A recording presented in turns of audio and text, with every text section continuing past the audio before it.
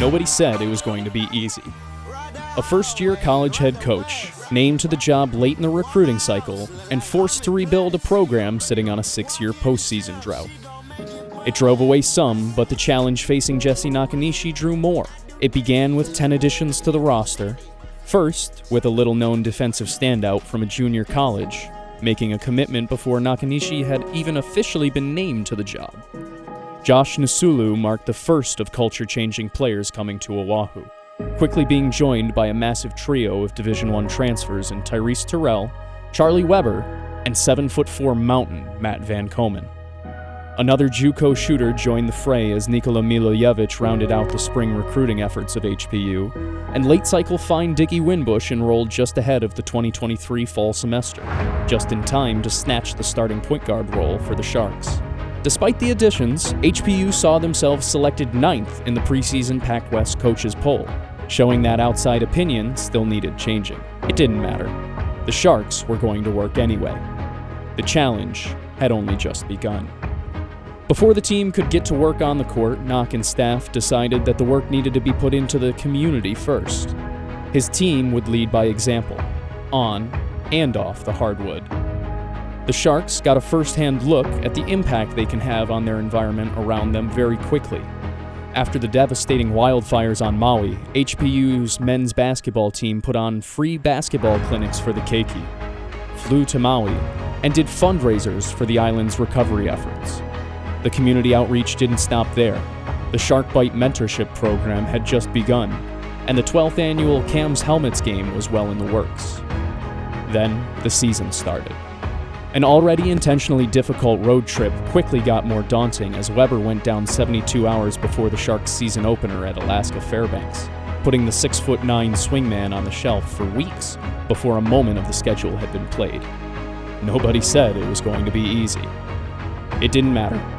After dropping their first 2, the Sharks banded together for Nakanishi's first win, and eventually earned a split of the first 4 games of the year, returning home at 500, even without one of their Division I additions.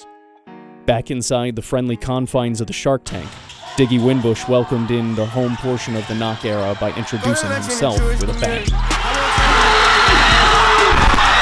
Still, respect needed to be earned over time. What better way to put the nation on notice than with a top 10 upset in your own holiday tournament? Well, that's all fine. A 7-game win streak is cool too and all, but can you do it in the Pac-West? Conference questions still remained. And again, injury struck as Mount Van Komen was sidelined for 7 games. The Sharks would split the opening 3 weekends of Pac-West play without their center, falling to Academy of Art in back-to-back weeks before finally stringing together a pair of conference victories. The first, an emotional Saturday win over UH Hilo, celebrating Cam's Helmets Day with heavy hearts as Milojevic left the team to mourn the loss of his father mid-season. Brate, brother, we won't let you down. The next, a playoff-level intensity game against preseason Pac-West favorite, Azusa Pacific, in front of a packed-out Shark Tank. That Shark Bite mentorship program provided the extra lift as over 400 students from Noelani and Manoa elementary schools made their screaming voices heard, helping propel the Sharks to a win over APU. 6 of the next 8 games went in the win column for HPU, catapulting the Sharks up towards the top of the conference standings. A top 3 seed was in reach for the first-year coach and the Sharks.